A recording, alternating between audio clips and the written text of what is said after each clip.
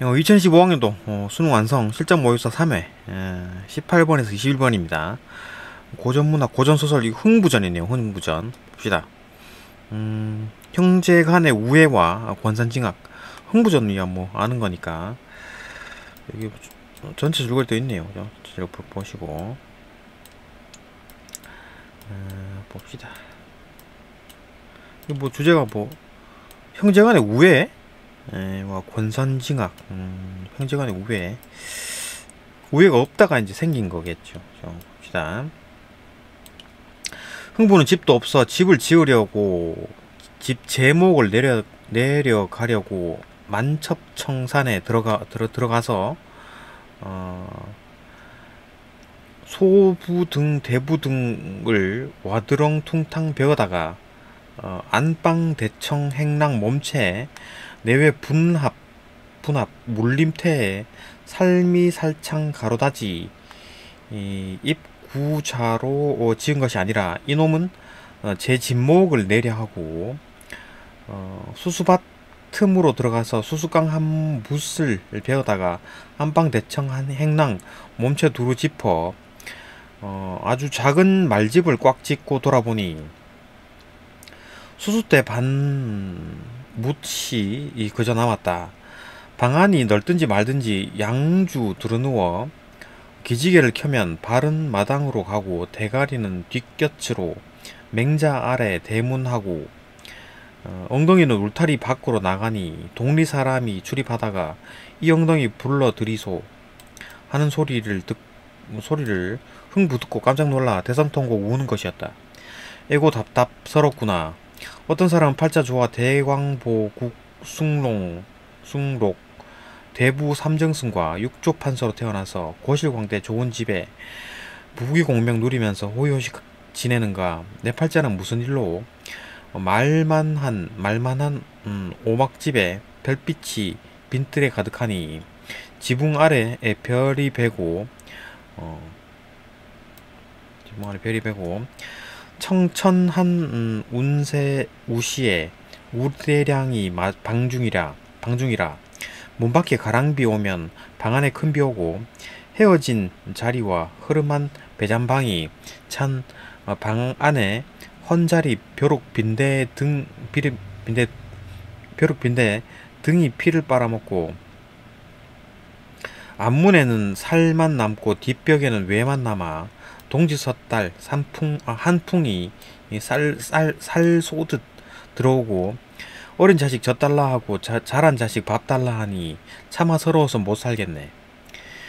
가난한 중에 웬 자식이 풀마다 나와서 한 30남은 되니 입힐 길이 전혀 없어 한 방에 몰아놓고 멍석에 씌우고 대강이만 내놓으니 한 녀석이 똥이 마려우면 문 녀석이 시배로 따라간다.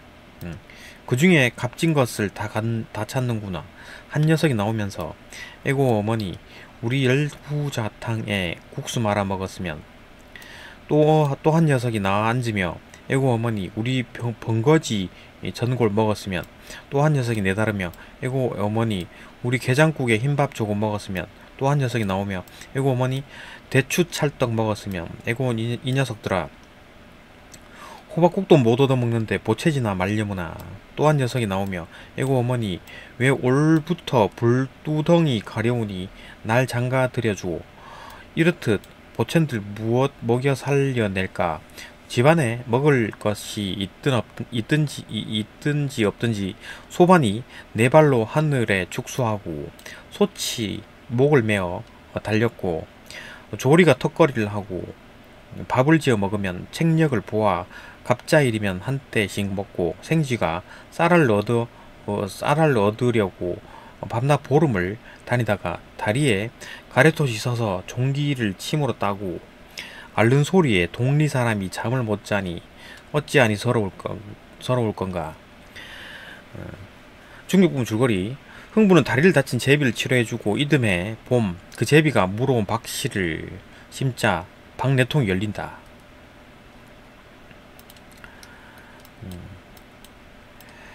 그달 저 달 다 지나가고 8월 9월이 다 달아서 아주 견실하였으니 박 한 통을 따놓고 양주가 켰다. 슬근슬근 톱질이야 단기여 주소 톱질이야 북창한 월성 미파의 동자박도 좋도다. 당하자 손만 세평에 세간박도 좋도다. 슬근슬근 톱질이야 툭 타놓으니 오운이 일어나며 청의 동자 한 쌍이 나오는데 저 동자 거동보소. 만일 복내에서 학을 부르던 동자가 아니면 틀림없이 천태체약동이라. 왼손에 유리반 오른손에 대모반을 눈 위에 높이 들어 재배하고 하는 말이 천은병에 넣은 것은 죽은 사람을 살려내는 환혼주요 백옥병에 넣은 것은 소경 눈을 뜨이는 개안주요 금잔치로 봉한 것은 벙어리 말하게 하는 개언초요 대모 접시에는 불로초요 유리 접시에는 불사약이니 값으로 의논하면 억만냥이 넘사오니 매매하여 쓰옵소서 하고 간대없는지라 흥부고동보소. 얼씨고 좋을시고 즐겁도다. 세상에 부자 많다 한들 사람 살리는 약이 있을 소냐. 흥부의 아내가 하는 말이 우리 집 약국을 연 줄 알고 약 사러 올 사람이 없고 아직 효험 없기 빠르기는 밥만 못하외. 흥부 말이 그러하면 저 통에 밥이 들었나 타봅세 하고 또 한 통을 탔다. 슬근슬근 톱질이야 우리 가난하기 일읍에 유명함에 주야 설워하더니 부지허명 고대하던 천냥을 일조에 얻었으니 어찌 좋지 않을 건가. 슬근슬근 톱질이야 어서 타세 톱질이야 툭 타놓으니 온갖 세간이 들었는데 자개 함롱 반다지 용장 봉방 제두주 쇠금들미 삼층장 게다자리 옷걸이 쌍용 그린 빗접고비 용두머리 장모비 노초대 광명두리 요강 타구 벌려놓고 선단이불 비단요며 원앙금찜 잡배개를 쌓아놓고 사랑기물로 보자면 용목회상 벼룻집 화류책장 각개수리 용연벼루 앵무연적 버려놓고 천자유합 동몽선습 사략 통감 논어맹자 시전 서전 소학 대학 등 책을 쌓았고 그 곁에 안경 석경 화경 육칠경 각색 필목 퇴침이 들어있고 부엌 기물을 의논하자면 노구세옹 곱돌솥 외솥 전솥 통노구 무쇠 두멍 다리쇠 받쳐있고 외화기 당화기 동래반상 안성유기 등 물이 찬장에 들어있고 한박 쪽박 이남박 항아리 옹박이 동채 기채 어레미 김치똑 장똑 가마 승교 등 물이 우역우역 나오니 어찌 좋지 않을 손가. 작전비상 흥부전. 뭐 이런 게 많이 나왔다 그 얘기 같은데요. 제물이 많이 나왔다. 봅시다. 22번에서 27번 관동별곡 봅시다. 관동별곡. 정철의 관동별곡.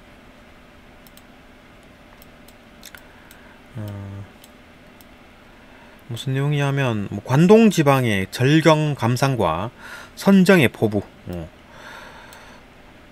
동해로 이동하며 흥취를 드러내고 총석정의 장관에 감탄하고 3일포에서 사선을 회고하고 망양정에서 동해를 바라보고 망양정에서 월출을 보며 애민 정신을 드러낸다.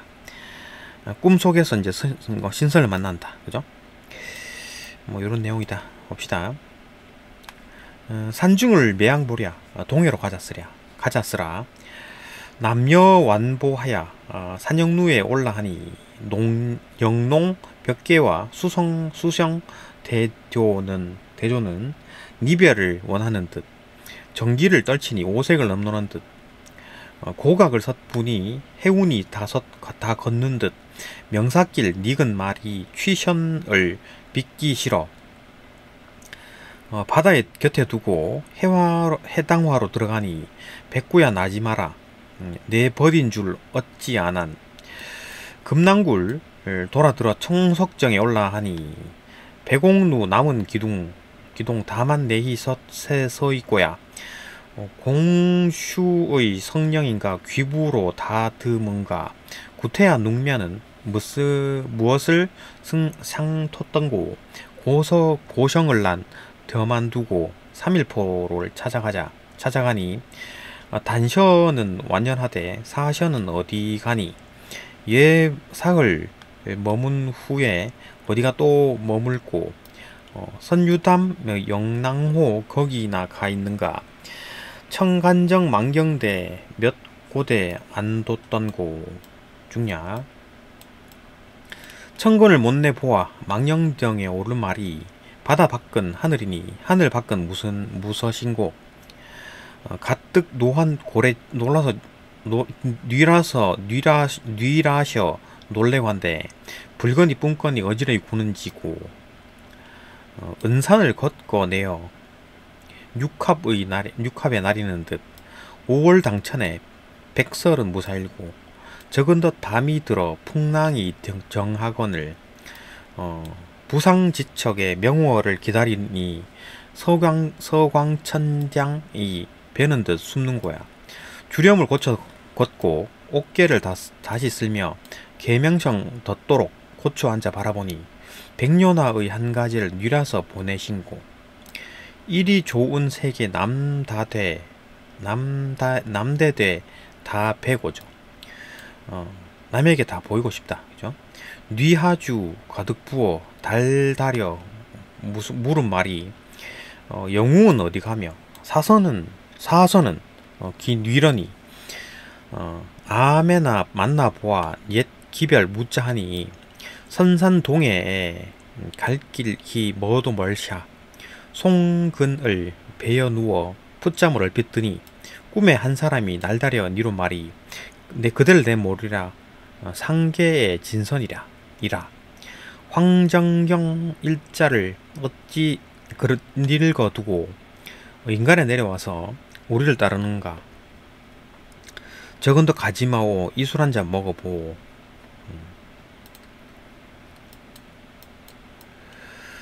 북궁성 기울여 창해주 부어내어 저 먹고 날 먹건을 서너잔 거우노니. 화풍이 습습하야 냥에게 추혀드니 구말리 당공에 적이며 난리로다. 이술을 가져다가 사해에 고로 나눠서 억만창생을 다 취하게 맹군 후에 그제야 고쳐 만나 또 한잔 하자고야. 말뛰자 학을 타고 구공의 올라가니 공중옥쇼 소래 어제런가 그제런가. 나도 잠을 깨어 바다를 굽어보니 깊이를 모르거니 가인들 어찌알리. 명월이 천산만락에 아니 비친 데 없다. 건동부여고 백석의 마포 봅시다. 백석의 마포.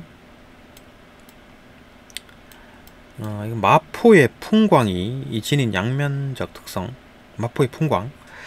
마포 포구 주변의 풍경, 마포 포구의 안의 모습, 부둣가의 풍경, 마포에서 볼 수 있는 비행기와 기차, 마포에서 발견할 수 있는 전통 요소, 마포의 정박한 뗏목과 그 위에서 빨래하는 계집 아이들의 모습, 타지에서 마포에 온 뱃사람들의 반응, 뱃사람들의 귀향과 자연을 해치는 공장에 대한 거부감.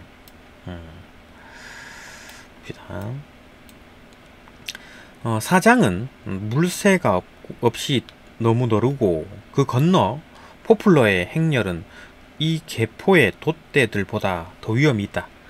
오래 머물지 못하는 돛대들이 쫓겨 달아나듯이 하구를 미끄러져 도망해버린다. 나무 없는 건넌산들은 키가 돛대보다 낮다. 피부 빛은 사공들의 잔등보다 붉다. 물속에 들어간 닻이 얼마나 오래 있나 보자고. 산들은 물 위를 바라보고들 있는 듯하다. 개포에는 낫닭이 운다. 기슭 기슭 핥은 물결 소리가 달개 소리보다 낮게 들린다. 저 아래 철교 아래 사는 모터보트가 돈 많은 집 서방님 같이 은회색 양복을 수찾고 호기 뻗친 노라리 걸음으로 내려오곤 한다. 빈 매생이가 발길에 차이고 못나게 출렁거리며 운다. 커다란 금 휘장에 모자를 쓴 운전수들이 빈손 들고 내려서는 동뚝을 넘어서 무엇을 찾는 듯이 구차한 거리로 들어간다. 구멍 나간 고이를 입은 사공들을 돌아다 보지 않는 것이 그들의 예의이다. 모두 머리를 모으고 몸을 비비대고 들어선 배들 앞에는 언제나 운송점에 빨간 트럭 한 대가 놓여 있다. 때때로 퐁퐁퐁퐁 거리는 것은 아마 시골 손들에게 서울에 연설을 하는지 모른다. 여의도에 비행기가 뜨는 날 먼 시골 고장에 배가 들어서는 때가 있다. 돛대 꼭두마리의 팔랑개비를 바라보던 버릇으로 뱃사람들은 비행기를 쳐다본다. 그리고 돛대의 흰 깃발이 말하듯이 그렇게 하늘이 무서운 것이 아니라고 생각한다.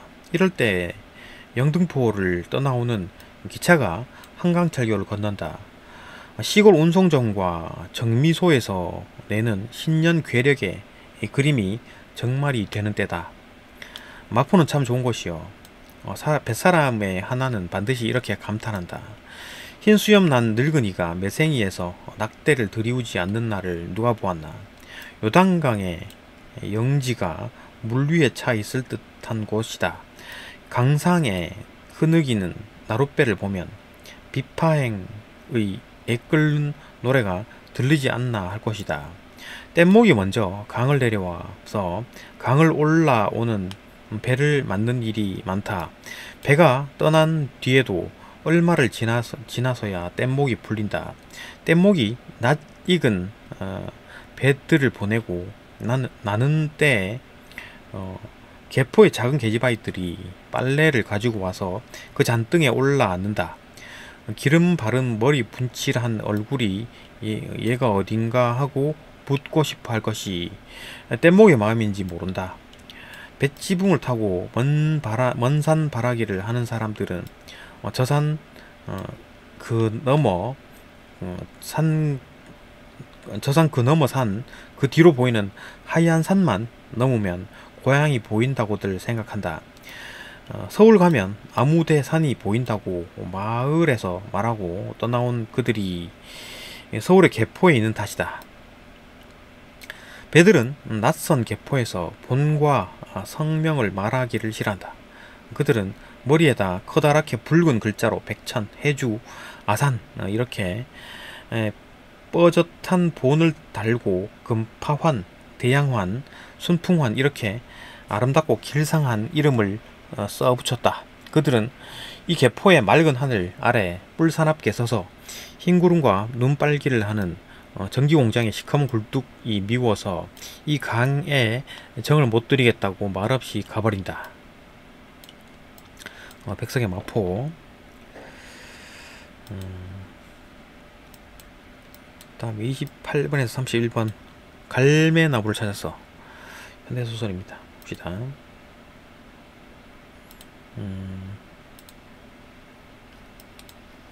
28번에서 31번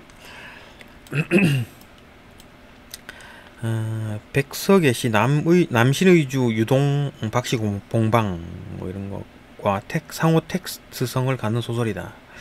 이런 얘기 있고, 주제는 삶의 의지를 회복하고자 하는 열망. 삶의 의지를 회복하고자 하는 열망. 전체 줄거리가 이거죠. 두현이 나오고 이혼한 아내 윤정. 봅시다. 내용. 어제 우연히 책 정리를 하다 보니 낯익은 배경을 두르고 윤정이의 어깨에 팔을 걸들인 채 다정스레 찍은 사진이 발등에 떨어졌다. 둘은 너무나도 환히 웃고 있었다. 특히 이마가 초가집 지붕선처럼 푸근하고 서늘했던 그녀. 우리에게도 이렇게 환한 웃음이 깃들인 적이 있었던가. 그는 갑자기 콧마루가 시큰해져 왔다. 둘 뒤에 이파리 무성한 갈매나무가 눈에 띄었던 것이다. 그 갈매나무만 아니었다면 두현이 불현듯 출판사에 지독한 몸살이라는 전화를 넣고 이렇듯 아름다운 지옥을 향해 실상한 사내처럼 마음만 급해 허둥지둥 비바람 부는 들판을 가로질러 가고 있지는 않았을 것이다. 갈매나무는 두현의 기억이 미칠 수 있는 어린 시절부터 내면에 자리 잡아온 움직일 수 없는 한 풍경이었다. 어릴 적 한때 할머니의 손에서 자란 두현이도 그 갈매나무와 더불어 컸다. 할머니 집 안마당에 어른 키의 갑절만큼 자라있던 그 늙은 나무는 노년 들어 홀로 대청마루에 나앉는 일이 잦았던 할머니에게는 무언의 친구이기도 했을 터였다. 가지 끝에 뾰족뾰족한 가시를 달고 있는 그 갈매나무는 두현에겐 지옥이자 천당이었다. 갈매나무 아래서 윤정이와 사진을 찍고 난 다음 그녀와 가진 첫 입맞춤이 천당에 대한 기억에 해당한다면 아내가 됐던 윤정이와 2년이 채 안 돼 헤어지기로 동의한 다음 이혼 서류에 마지막으로 도장을 찍고 내려가 찾아뵌 할머니 집 앞의 갈매나무는 바로 캄캄한 지옥이었다. 현아, 네 맴이 많이 아프제? 두현은 두렵고 송구스러운 마음 때문에 엎드려 들인 큰절을 차마 일으키지 못하고 등짝을 들썩거리며 흐느꼈다. 그 격정에 잔등을 삭정이처럼 야윈 할머니의 손길이 잔잔히 더듬고 지나갔다. 할머니, 이 묘한 손자가 세상에 다시 없는 불효를 저지르고 이렇게 찾아뵈었으니 이 일을 어찌하면 좋습니까? 호되에 꾸짖어 주세요, 부디. 꾸짖긴 눌로 어림도 없지러. 네가 아프면 내일로 나를 찾아와야지. 그럼 누구를 찾아. 옥냐 잘 왔네라. 이거 불쌍한 내 새끼야. 니맴 할미가 알제 하모하모. 부엌 문 앞에 문짝에 옆 이마를 기대어 집게 손가락으로 눈가를 꼭꼭 찍어 누르고 썼던 작은 숙모한테 더운 밥을 지어 내오도록 한 할머니는 그가 물에만 밥그릇을 앞에 두고 천근만근으로 무거워진 깔깔한 밥술을 놀리는 걸 지켜보다가 숙모의 부축을 받아 갈매나무 아래 평상에 나앉으셨다. 그러고는 등을 돌린 채 눈물을 지으셨다. 두현은 밥이 아니라 눈물을 떠넣고 씹었다. 지집한테 찔리운 가시는 오래가는 배비인데 할머니가 갈매나무 우듬지게를 망연자실한 눈길로 쳐다보시며 웅얼거렸다. 그러자 그도 어릴 적 겁도 없이 갈매나무에 오르려다 가시에 찔려 떨어졌던 기억이 났던 것이다. 아마 할머니도 그때의 기억 때문에 더욱 북받치시는 것일지도 모를 일이었다. 눈물이 그렁그렁한 어린 손자의 손바닥에 깊숙이 박힌 가시를 입김을 몇 번이고 호흡 불어가면서 빼주실 때 해주던 할머니의 말씀이 새삼 엊그제 일인 양 생생할 뿐이었다. 가시 아프제? 앞으로도 세상에 숱한 많은 가시가 널 괴롭힐지도 모르제. 그래도 사내니까 울지는 말그레이. 그럴수록 더 독한 가시를 마음속에 품어야 하니라 알겠제? 야 할무이. 세상에 독한 가시를 이기라는 그 말씀은 3년 전 늦가기 시인으로 등단한 그가 여태껏 시의 화두로 삼아온 것이었다. 중력 부분 줄거리. 두현이 찾아간 아름다운 지역은 이제 찻집이 아닌 오리탕 전문점으로 바뀌어 있었고 두현은 그 식당의 여주인과 이야기를 나눈다. 아내가 가고 없는 그 신혼방에서 두현은 한사코 자신에게서 달아나려는 어떤 아이에 대한 꿈을 서너 번 꾸었다. 힐끗 뒤를 돌아보는 꿈속의 작은 아이는 그를 닮아 보일 때도 있었고 얼굴이 하얗게 지워져서 나타날 때도 있었다. 아주 무서운 꿈이었다. 꿈자리에서 깨어날 때마다 그는 눈물이 핑 돌아 낯선 곳에서 잠이 설 깬 아이처럼 훌쩍거리곤 했다. 그래서요. 그래서 그렇다는 말이죠. A씨씨, 그럼 전 부인은 진짜 유학을 갔어요? 아직까지 한 번도 못 만났으니 그럴 가능성도 있을 겁니다. 그럼 뭐 요즘도 아이의 꿈을 꾸세요? 아니요. 요즘은 한 나무에 대한 꿈을 꾸는 편이죠. 나무요? 나무입니다. 아주 헌걸차고 씩씩한 녀석이죠. 바로 쑥칼매 나무입니다. 갈매나무가 암수 딴구루 나무인 건 아시죠? 암수 딴구루라뇨. 왜 은행나무처럼 암수가 따로 있다는 이겁니다. 제가 여태껏 보아온 건 모두 암구루였죠. 아직 수쿠루를 한 번도 보지 못했죠. 아마 어느 깊은 계곡 어디선가 뿌리를 받고 홀로 눈보라와 찬비와 거친 바람을 맞으며 추운 계절을 꿋꿋이 견디며 힘차게 수액을 높은 우듬지 위로 뽑아 올리는 자태를 간직한 수쿠루를 알아보게 될 겁니다. 그런 날이 꼭 올 겁니다. 제 꿈이 그렇거든요. 그놈을 봤어요. 한 번도 아니고 두 번도 아니고 몹시 앓을 땐 내가 직접 그 쑥칼매 나무가 되는 꿈을 꿔요. 꽤 꿔요. 아주 편안한 나무가 되는 꿈을 꿔요. 김소진의 갈매 나무를 찾아서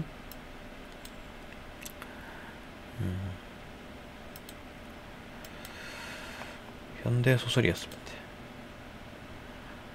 주제가 뭐였지? 삶의 의지를 회복하고자 하는 열망? 또 봅시다.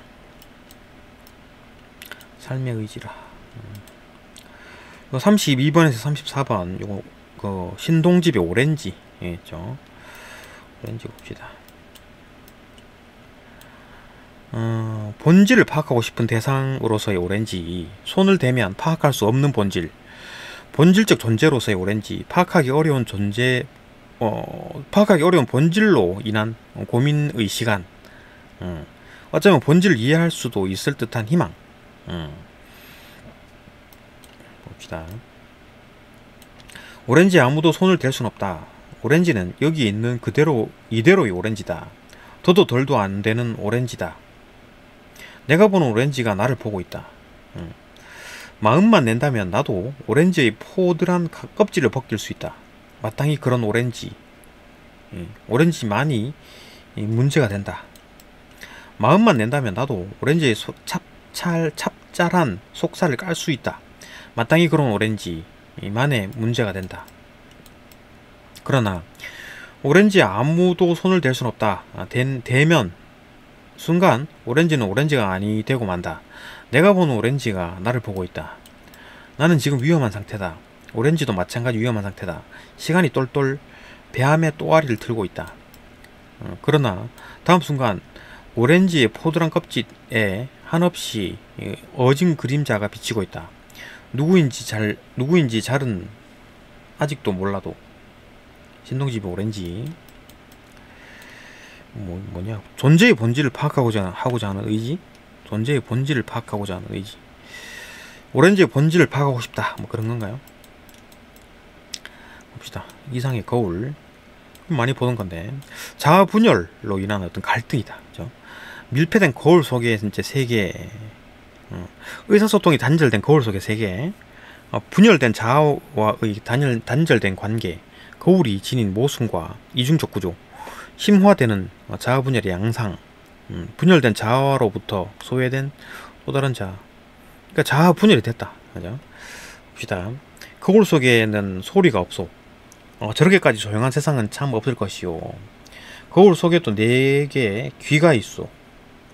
내 말을 못 듣는 딱한 귀가 2개나 있소. 거울 속에 나는 왼손잡이요. 내 악수를 받을 줄 모르는 억수를 모르는 왼손잡이요. 거울 때문에 나는 거울 속에 나를 만져보지를 못하는 구려마는 거울이 아니었던들 내가 어찌 거울 속에 나를 만나보기만이라도 했겠소. 나는 지금 거울을 안 가졌소마는 거울 속에는 늘 거울 속에 내가 있소. 잘은 모르지만 외로된 사업에 골몰할게요. 거울 속에 나는 참 나와는 반대요만은 또 꽤 닮았소. 나는 거울 속에 나를 근심하고 진찰할 수 없으니 퍽섭섭하오.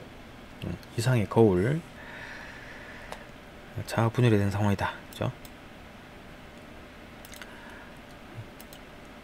끝이네요.